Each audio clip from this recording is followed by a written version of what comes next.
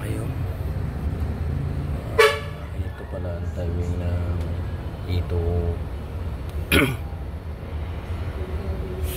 E2000. Ayan. Ayan yung timing mark niya. Ayan yung araw. Pero siguro yung nagkabit nito baka nakabaliktad ng lagay ng pulley. Kasi ito yung dos dapat dito sa uno. Ito ang nakatap.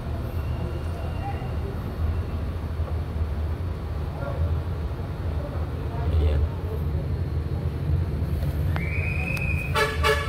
Ayan, makikita mo. Makalayo nung timing.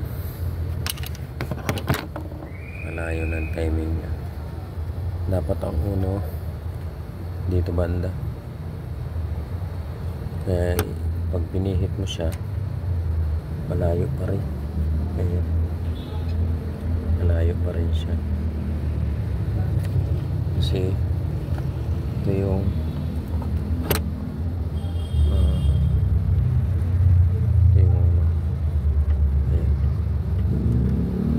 siya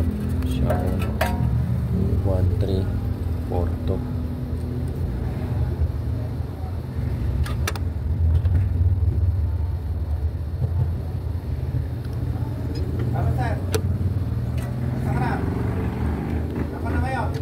Dapat yung timing niya is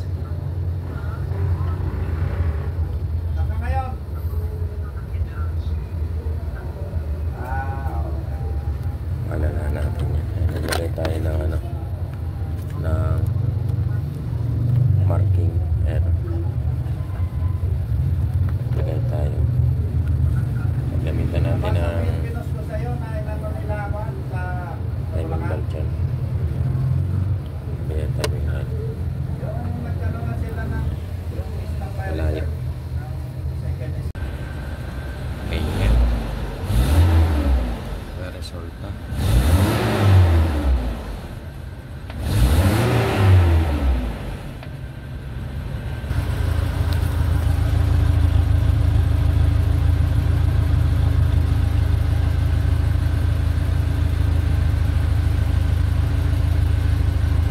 Tapos ang carbon nagpapawis pa.